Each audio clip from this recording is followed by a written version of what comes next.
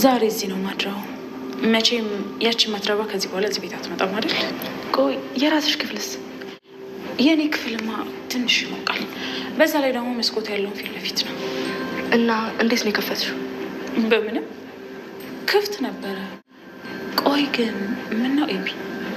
አይ ምንም።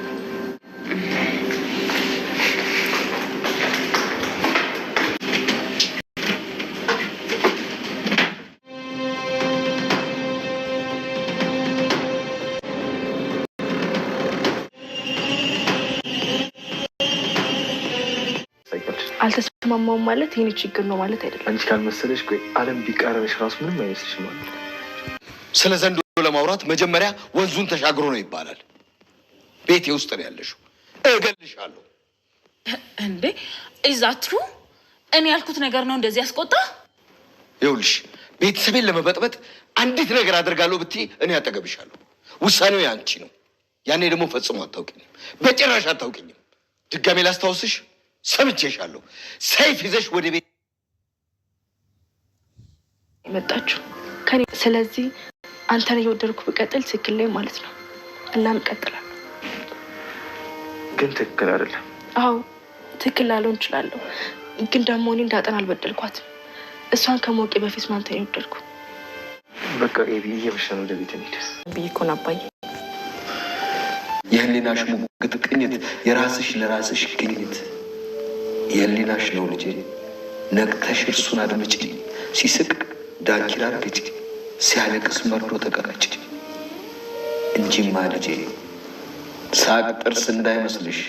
ወይዘሮ ማርታ እህቷ መድኃኒት እንግዲህ ወደዚህ ቤት ስትመለስ ጀምሮ ከመጀመሪያው ጊዜ ጀምሮ እንግዲህ ትርምሱ እንደቀጠለ ነው ቤተሰቦቻችን። በዚህም እንግዲህ ማርታ በጣም ከባድ ችግር ውስጥ ነው የገባችው። እህቷ ነች አንዳንዴ ያው ታናሽ ተዛውም ደግሞ ታናሽ እህቷ እንግዲህ እሷ በብዙ ነገር ብዙ መስዋዕትነት ከፍላ ያሳደገቻት ቆንጥጣ አስተምራ ያሳደገቻት እህቷ ናት። ግን ደግሞ በዚህ ጋር መታ ሌላ ነገር ትተረምሳለች። ትዳሯን፣ ቤተሰቧን፣ ህይወቷን በቃ እንዴት ትጠራጠር? ለምን ዝም ትያለሽ? ከዛም አልፎ ተርፎ የሚገርመው ነገር ትዳርሽን ለምን አትፈችምና ለብቻሽ አትሆኝም? ምክንያቱም ይሄ ትዳር ላንቺ የሚገባሽ አይደለም። ደረጀ እኮ ላንቺ ባልሽ አይሆንም በፍጹም። በቃ አንቺ ሲጀመር ለምንድን ነው ከሱ ጋር መሆን የመረጥሽው? ምክንያቱም አንቺ ብቻሽን ነው መሆን ያለብሽ። ትዳር አያስፈልግሽም። ህይወትሽን ብቻሽ መምራት ትችያለሽ። ለምንድን ነው ከሱ ጋር የምትኖረው? ነፃነት ያለው እኮ ብቸኝነትሽ ላይ ነው። ትዳር ላይ ህይወትሽ ጥሩ አይደለም። ስለዚህ በቃ በፍጹም ትዳርሽን ፈተሽ ብቻሽኝነትሽን መርጠሽ ኑሪ። ከዛም አልፎ እንግዲህ ልጆችሽ ሁለት ልጆች ናቸው ያሉሽ። ስለዚህ ሁለት ልጆች ይዘሽ መኖር ምን አቃተሽ? ለምንድን ነው እንደዚህ ማክቲም እያለች እንግዲህ በጣም እየተጨቃጨቀቻት ነበረ። በባለፈውም እንግዲህ በቃ የሌለ ነገር አድርጋ እንግዲህ እንዳያችሁት በጣም በሚያሳዝንና በሚያስደብር ሁኔታ እንግዲህ ሻወር ቤት እንደገባች ሳይቀር ቪዲዮ ቀርጻ የሰራችው ስራ በቃል የሚገለጽ ነገር አይደለም። ግን ያው የሆነውን ነገር አይታ ያው ከቤት ተባራለች። ደረጀም በጣም ነበር የተደበረው፣ በጣም ነበር የከፋው፣ በጣም ነበር ያዘነባት። ያው በዛ የተነሳ እንግዲህ ማርታ ሞኦ ብላ ተባራለች ማለት ነው። ያው ይሄን ያደረገችው እሷ ዳጣን ለማስባረር ከማሰቧ የተነሳ ነው። ዳጣን ከዚህ ቤት አባራ እሷ ያው አብጌልን ለናታን ለማድረግ ወይም ደግሞ ናታንን ለአብጌል ለማድረግ ያደረገችው ጥረት የሞከረችው ሙከራ ነው። ግን ሙከራዋ ደግሞ የሚሳካ ነገር ሆኖ አልታየንም። ሞከራም አልተሳካላትም። ምክንያቱም ከእውነታው መሸሽ ስላልተቻለ አብጌል ደረጀ የሆነ ስራው አይታ ስለነበረ አብጌል አጋልጣታለች ማለት ነው። እንግዲህ እሷ የጠበቀችው ወይም ደግሞ አስባ የነበረው አብጌል አብራ ተባባሪ ሆና አብጌል ለሷ ምስክር እንደምትሆናት አይነት ሀሳብ አስባ ነበር ያን ነገር ያደረገችው። ግን አልሆነም። ምክንያቱም አብጌል ያን ነገር መቀበል ስላልፈለገች ማለት ነው ቤተሰቦቻችን። በዛ አማካኝነት እንግዲህ ሁኔታውን ምንም ሳታደርገው ወይም ደግሞ ምንም ተስንት ሳትላት ቀርታለች። በዛም እንግዲህ በጣም ነበር የተናደደችው ከሚባለው በላይ ማለት ነው።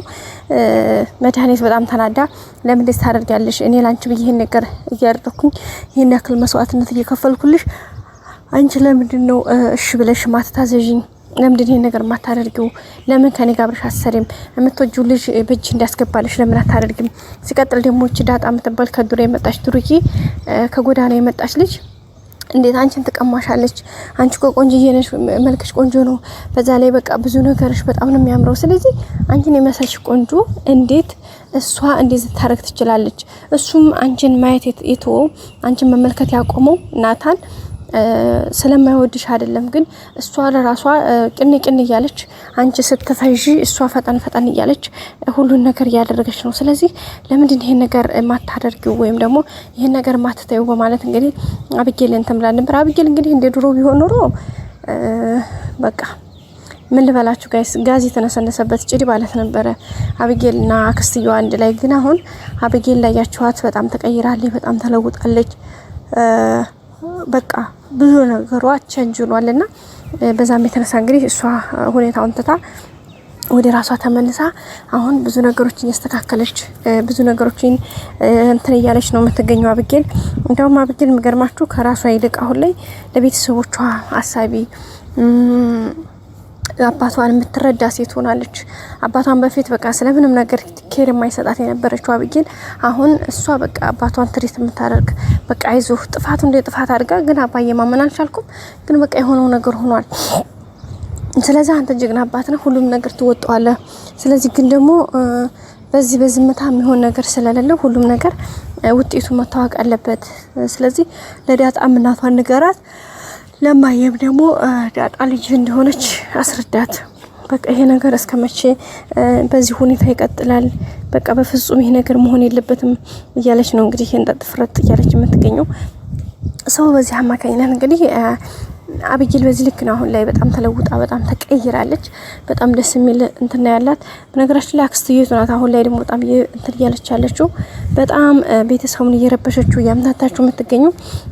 ያው ደረጃም እንግዲህ ነገሮችን ለማስተካከል ብዙ ነገሮችን ሞክሯል፣ ግን አልተሳካለትም። ብዙ ሁኔታዎችን ለማውጣት ለማውረድ ተገዶ ነበረ፣ ግን ነገርዮሾቹ በልክ አልሄዱለትም። በተለይ ለማርታ ለመናገር የመጀመሪያው ድፍረቱን አላገኝም። ሲቀጥል ድፍረቱን ቢያገኝ ለራሱ ቢነግራት ወይ የሆነ ነገር ብነግራት በቃ ራሷ ላይ የሆነ አደጋ ላይ ትወርቃለች፣ ሪስክ በቃ የሆነ አደጋ ይደርስባታል፣ ራሷን የሆነ አደጋ ትጥላለች፣ ትጎዳለች ብሎ ስላሰበ ነገሮችን እንግዲህ በሚችለው መጠን በቃ ከአእምሮ በላይ ሆኖበታል ቁጭ ብሎ ሲያስብ። በዛ ላይ ደግሞ አሁን እንግዲህ እንደምታወቀው አክስትየቱ መታለች። ከዛም ባለፈ ደግሞ ሰላምም እንግዲህ በቅርቡ ወደዚህ ቤተሰብ ልትመጣ ነው። ሰላምን እንግዲህ ደረጃ እንድትመጣ አልፈለገም፣ ማርታ እንድትመጣ ፈልጋለች።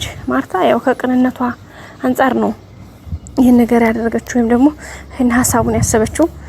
ቅንነቷ ወይም ደግሞ ማድረግ የፈለገችው ነገር ምንድነው? ሰላም ይህን ያክል ጊዜ ይህን ያክል ዘመን እዚህ ቤት በቤት ሰራተኛና የቆየችውና ስለዚህ ይሄ ደግሞ ነገር በጣም ከባድ ነው። ስለዚህ አሁን ወልዳ የት ተወርቃለች? ባል የላት፣ ትዳር የላት፣ ቤተሰብ የላት። ምክንያቱም ለ20 አመታት እዚህ ቤት ውስጥ ነው ሰራተኛ ሆነ ቆየችው። ቤተሰብ ረስቷታል፣ ዘመድ ወዳጅ በጎኗ የለም፣ ትዳር የላትም። እንግዲህ በአጋጣሚ ተረግዞ ተወለደ ልጁ። አባቱ ማን ነው ቢባልም ደግሞ ለመናገር ፈቃደኛ ስላልሆነች እንግዲህ አንጠይቃትም ብለው ተወት አድርገዋታል። ግን ያው ደረጃ እንግዲህ ጉዱን ተሸክሞታል። እሱም በማያውቀው እንግዲህ ልጁ የሱ እንደሆነና የልጅ አባት እንደሆነ ሲነገረው የነበረበት ሁኔታና ኮንዲሽን በጣም ከባድ ነበረ።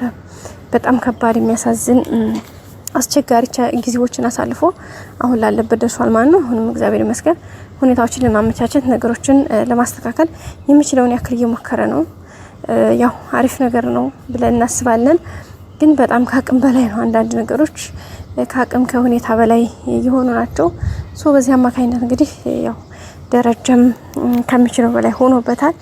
ዙሮ አሁን እግዚአብሔር ይመስገን በአሪፍ ሁኔታ ነው የሚገኘው። ማርታም ደህና ናት አሁን ላይ። ግን አሁን በተለይ ደግሞ ሰላም ወደዚህ ቤት ከመጣች ልጇን ይዛ እዚህ ጋር ቤተሰቡ ጋር ሊፈጠር የሚችለው ነገር በጣም ከባድና አዳጋች ነገር ይሆናል ብለን እናስባለን።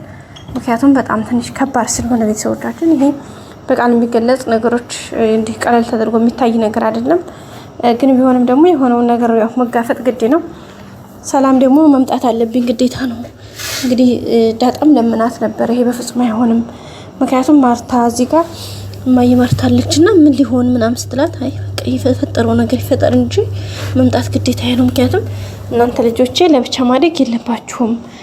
ምክንያቱም ነገ ጧት የሆነ ነገር ቢፈጠር ደረጀ እናንተ ከቤት ወጣችሁ ካደጋችሁ እኔ ምን አደርጋችኋለሁኝ? በቃ በእኔ ላይ የተፈጠረው ነገር በእናንተ እንዲደገም ስለማልፈልግ መሆን ያለበት ይሄ ነው ብላለች።